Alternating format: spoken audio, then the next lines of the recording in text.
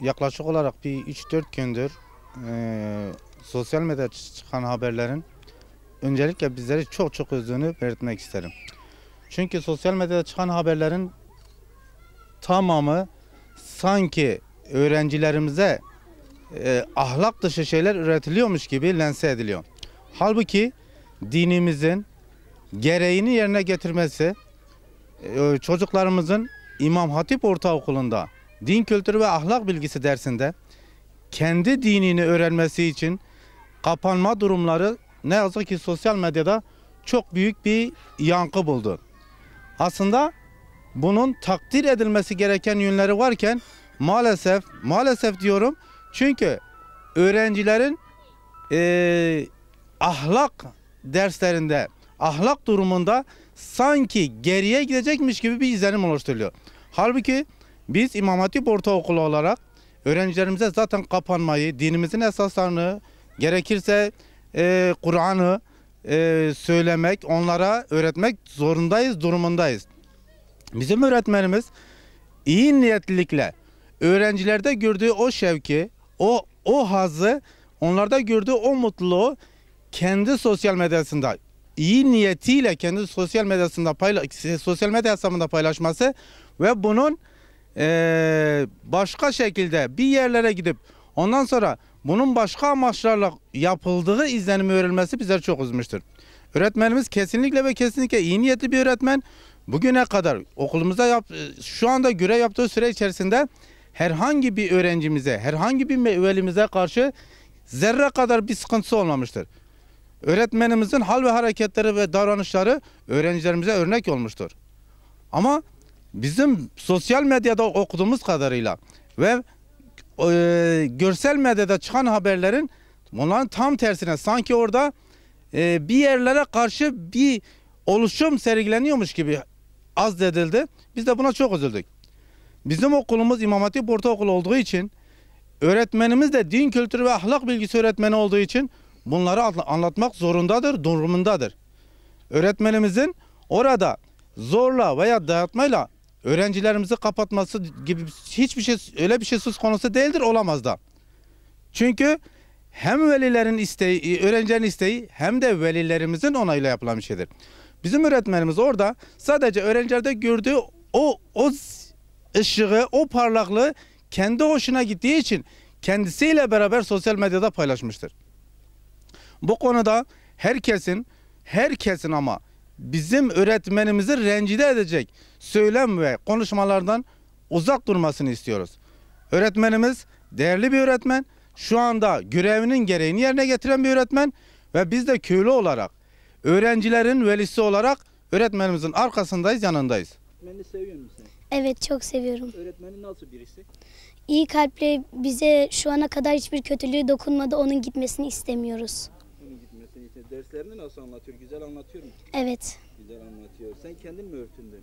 Evet, hiçbir zorlama olmadı, biz kendi isteğimizle kapandık. Evet, çok seviyorum. Nasıl birisi öğretmenin?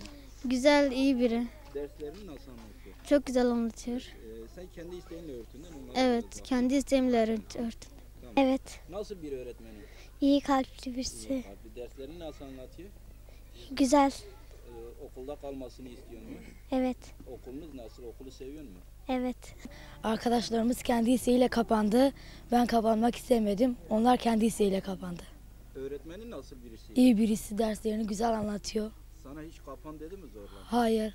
Diğerlerine de söylemedi. Hayır, evet. Onlar kendi isteğiyle kapandılar. Sen seviyorsun öğretmeni. Evet. 5. sınıf. Öğretmenini seviyor musun? Evet, çok seviyorum. Öğretmeniniz nasıl birisi? Çok iyi biri. İyi birisi. Size dersleri güzel anlatıyor. Çok güzel O mu anlatıyor. sana örtün dedi? Hayır. Kendin örtündü. Evet. Tamam. Ben bir öğrenci velisi olarak bir başörtüsünden dolayı bizim köyümüzün böyle gündeme gelmesini kesinlikle istemiyorum ve istemeyiz de. Bunu kendi gündemine alan CHP milletvekili Sayın Barış Yarkadaş, ben burada ona seslenmek istiyorum. Sizler gazetecilik yıllarında, ben sizi takip eden birisi olarak şunu size diyeceğim. Siz acaba bunu dile getirerek bir yerlere kendinizi kanıtlamak mı istiyorsunuz?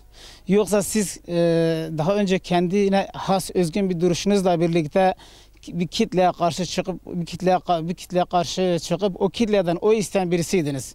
Oysa ki benim size sözüm olacaktı, fakat kitleye olan saygımdan dolayı ben sessiz kalıyorum. Ama kesinlikle şunu hiçbir zaman unutmayın ki burası İslami bir beldedir ve İslami bir ülkedir. Biz Sayın Cumhurbaşkanımızın dediği dindar bir nesli ancak dindar öğretmenler ve dini duygusuna sahip olan insanlar bu nesli yetiştirir. Oysa ki bunu siz kendi gündeminize alarak kendinizi bir yerlere kanıtlayıp bir yerlerden nemalanmak istiyorsunuz. Bundan dolayı sizin bu görüşünüzü kınıyoruz. Öğretmenimizle ilgili herhangi bir sorunumuz yok. Kesinlikle öğretmenimiz gerçekten dindar bir insandır. Kendisine saygımız olan bir insandır. Kendisini seviyoruz. Ben bir öğrenci velisi olarak kesinlikle bir şikayet duymadım. Şimdi eğer böyle bir şey olsaydı değil bir gün bundan zaten 2 yıldır herhalde öğretmenimiz buradadır. Bundan önce dile getirilirdi. Kesinlikle bir şikayetimiz yok. Kendisinden memnunuz. Efendim her şeyden önce böyle bir şeyin yani öğretmen din dersi öğretmeni bildiğimiz kadarıyla yani toplumun din dersi öğretmeninin böyle bir etkinliği, böyle bir örtünme etkinliğini düzenlemesi gayet normal ve tabidir. Bunu yadırgamamak lazım.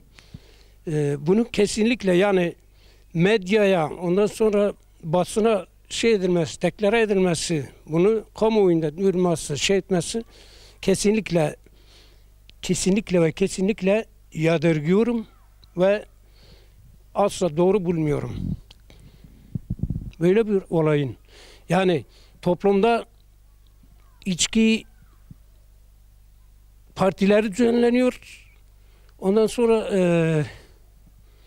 her türlü şey işlenirken bunlar bir tarafa bırakılıyor.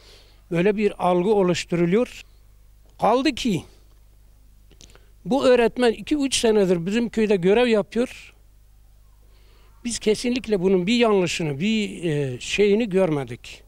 Öğretmenimizle gurur duyuyoruz. Öğretmenimizin arkasındayız.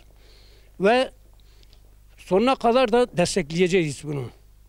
Çünkü bir bilinçli baba olarak, bir veli olarak çocuğuma öğretemediklerimi bu öğretmen çocuğuma vermiştir.